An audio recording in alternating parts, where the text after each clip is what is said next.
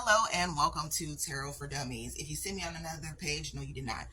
So I've been watching a lot of different tarot videos here on the Tick of the Talk, and y'all do not know what y'all doing. So me being a tarot reader for the past 7 years, I decided to come up with a series called Tarot for Dummies, where I teach y'all how to read the cards very easily to the point where like you really do not need like all them books and stuff like that. Like it's very simple, and a lot of the meanings are like on the cards. Like just look at the picture.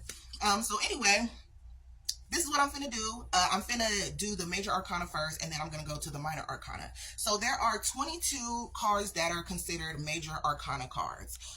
Let's just say if it was like a regular playing deck, the minor arcana are like the regular cards, and let's just say all the major arcana are jokers or something. You know what I mean?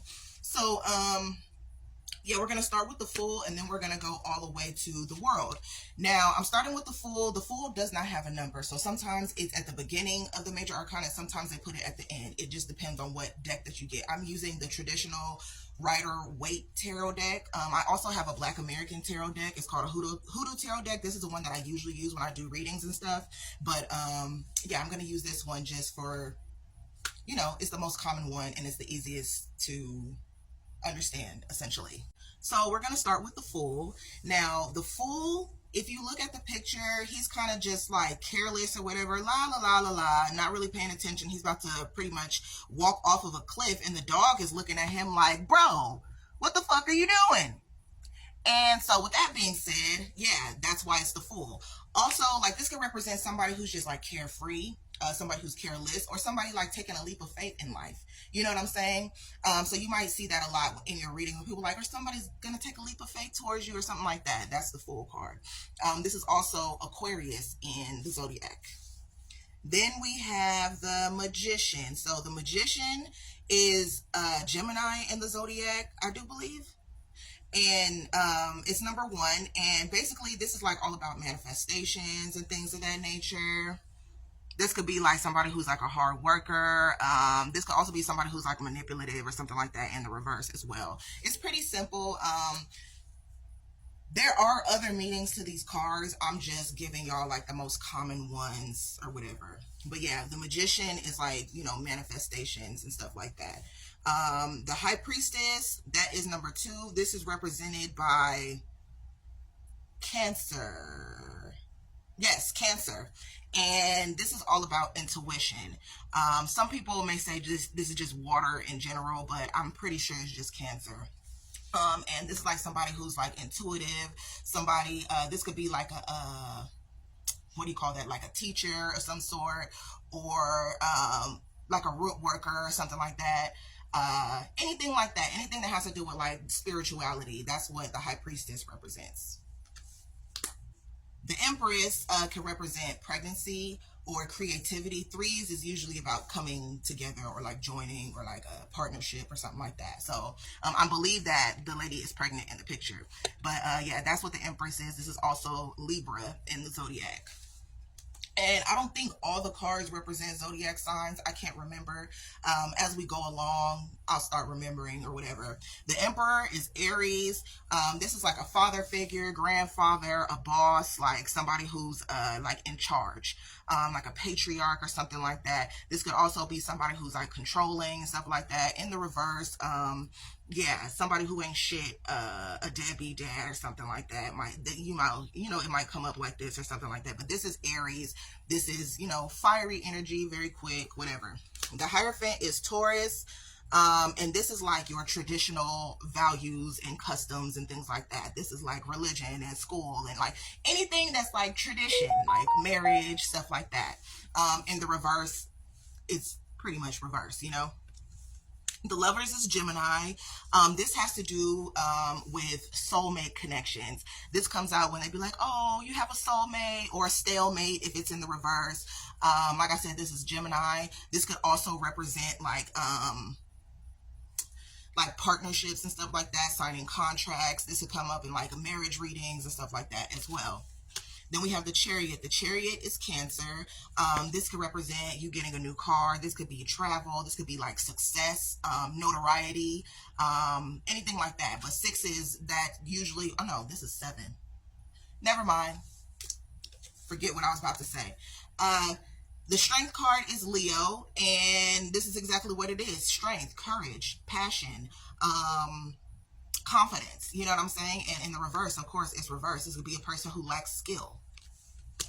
The Hermit is Virgo, and this is like, going within. This is self-reflection. This could represent somebody who isolates themselves if it's in reverse. Like in the upright, it has to do with like self-reflection and like going within, but then you come out of that. In reverse, this is somebody who's in like deep, dark depression. You know what I mean? The Wheel of Fortune has to do with like changes and cycles closing and reopening and stuff like that, and good luck and good fortune and all that good stuff. Exactly what it is, the Wheel of Fortune.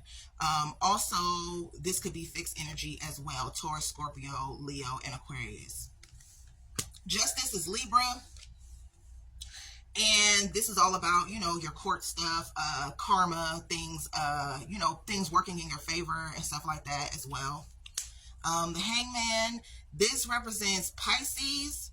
And also, this is like having a new perspective on life, or like a change of perspective. This could be like somebody who's like stagnant, or, things are not moving. Things could be like at an impasse or something like that, The Death card is Scorpio, and that represents change and transformation in any way, shape, or form, because that's what Scorpio is all about. Just like rebirth. And so it doesn't always represent, 9 times out of 10 it doesn't represent an actual death.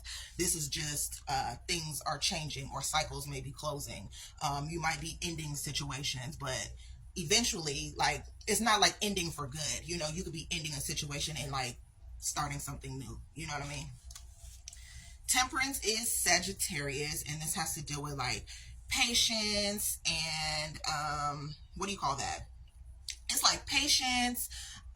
You're basically like taking your time. This is somebody who is just like, not trying to control the outcome or anything like that. You know what I'm saying? And in reverse, of course, like pretty much the opposite.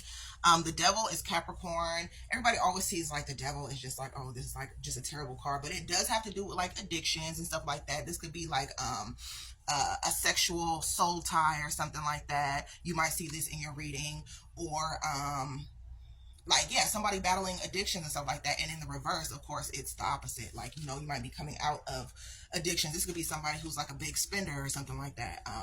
Yeah. The Tower is, basically things. Oh yeah, and this is Capricorn, by the way. This is Capricorn. The Tower, this is like basically like shit going to shit.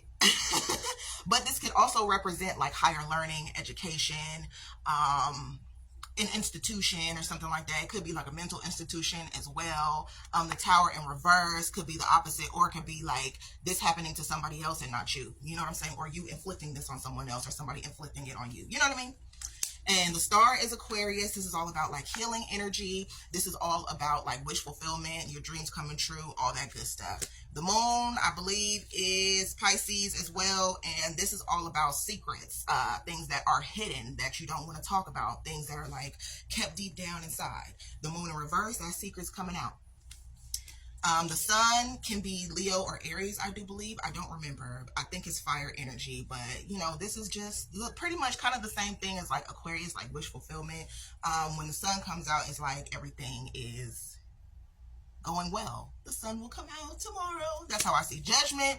It pretty much is what it is, and there's no changing it. There's nothing you can do about it. It's judgment at the end of the day. Like, this is going to happen regardless. I talked about this before, but judgment is also about like reconciliation. Reconciliation, or like, people will say that like, oh, somebody's coming back or something like that. This is because judgment comes up. Anyway, but this could be Scorpio in the tarot. And then the World is about travel. Somebody could be traveling towards you, or you could be traveling towards somebody. You could be traveling for work or something like that. That's when this card usually comes out. The World also has to do with change and closing cycles and opening new ones, and that's fixed energy. Scorpio, Taurus, Leo, and Aquarius. Whew, I didn't think I was going to get it done in 10 minutes.